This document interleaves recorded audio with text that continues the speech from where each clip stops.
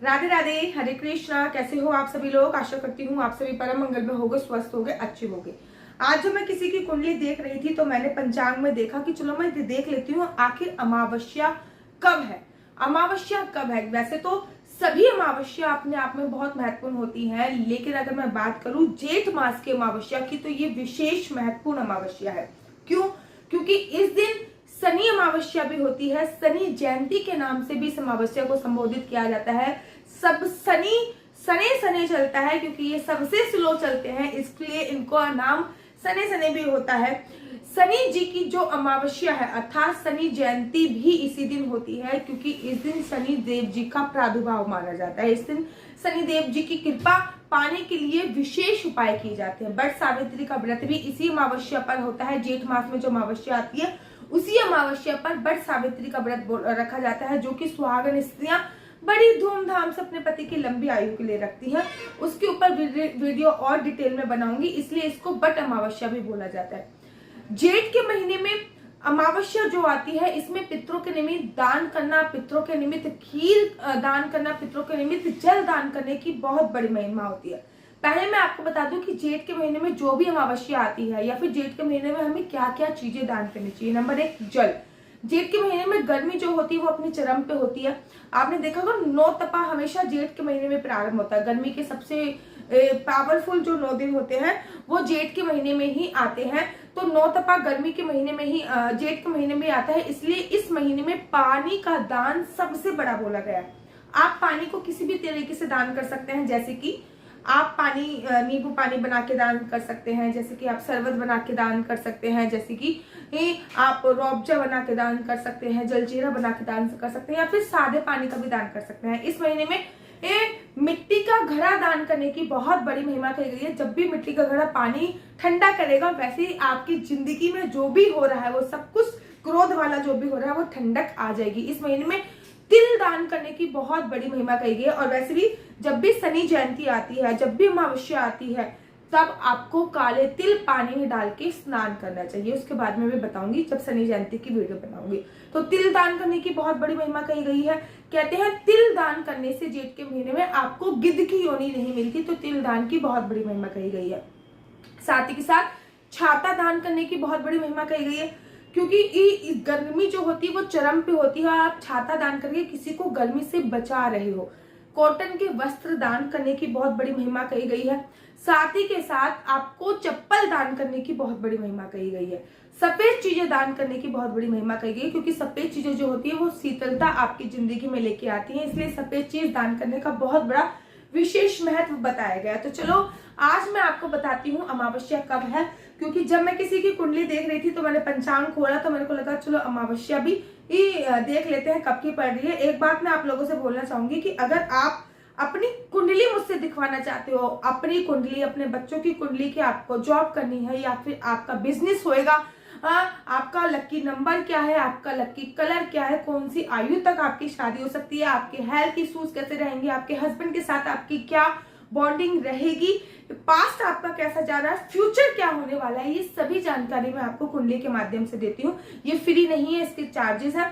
आप मेरे WhatsApp number 4 बार 9 20 25 65 पे संपर्क करके अपनी कुंडली मुझसे दिखवा सकते हैं। इसमें आपको अपनी डेट ऑफ बर्थ मतलब तारीख, जिस दिन आप पैदा हुए हो, जिस महीने पैदा हुए और जिस साल में पैदा हुए, वो आपको देना है। मैं इसके साथ साथ आपको कुंडली एनालाइज अर्थात पूरी जानकारी दूंगी, और इसके साथ साथ मैं ये भी बताऊंगी कि आपको क्या क्या उपाय करने चाहिए आपकी कुंडली में, कौन सा ग्रह मजबूत है और कौन सा ग्रह मजबूत नहीं है। तो सबसे पहले अमावस्या की बात कर लेते हैं। तो जो अमावस्या तिथि का जो प्रारंभ हो रहा है, जेठ की अमावस्या तिथि का 5 जून को शाम को हो रहा है।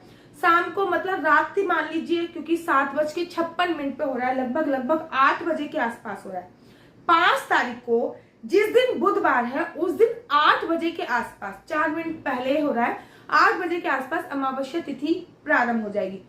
पूरी रात उस दिन अमावस्या रहेगी, लेकिन उदय तिथि के अनुसार जब तिथि का उदय होता है तभी हम उदय मानते हैं। 6 तारीख को अमावस्या तिथि खत्म हो जाएगी, जो कि 6 बज के शाम को 7 बजे पे खत्म हो। 6 तारीख को पूरे दिन की अमावस्या है। स्नान की अमावस्या भी यही है, दान की अमावस्या भी यही है, अर्थात 6 तारीख को ही आप अमावस्या का स्नान करोगे।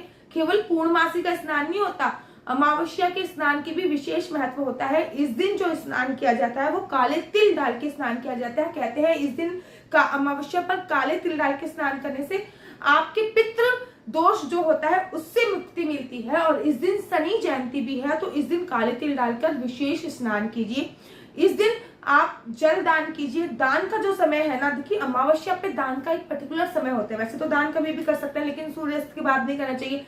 लेकिन अमावस्या पर जो दान करना चाहिए वो 12 बजे से लेकर 2 बजे के बीच में करना चाहिए, क्योंकि ये हमारा पितरों का टाइम है। आप सुबह सुबह पितरों के लिए श्राद्ध नहीं डाल सकते, सुबह सुबह पितरों को तर्पण नहीं दे सकते, क्योंकि पितरों का पर्टिकुलर एक समय होता है। पितरों का जो समय होता है वो दोपहर का समय होता है। तो आप अपने पितरों के निमित्त खीर अमावस्या पर अवश्य बनाइए।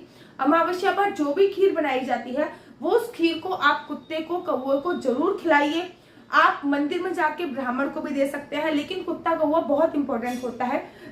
अमावस्या पर खीर बनाई जाती है सुबह, और पूर्णमासी पे खीर बनाई जाती है शाम को। पितृदोष से मुक्ति पाने के लिए इस दिन दक्षिण दिशा में मुख कर पितरों के निमित्त तर्पण अवश्य कीजिए। एक लोटा ले लीजिए, उसमें काले तिल डाल लीजिए। वो जल आपको पितरों के निमित्त चढ़ाना है, उसमें थोड़ा सा मीठा भी डाल लीजिए। पितरों के निमित्त जो जल चढ़ाया जाता है वो कैसे चढ़ाया जाता है, अगर उस पर डिटेल में वीडियो चाहते हैं तो मुझे बताइए, क्योंकि वो जल ऐसे नहीं चढ़ाया जाता, उस जल का अलग प्रोसीजर होता है। पितरों के निमित्त जल चढ़ाइए।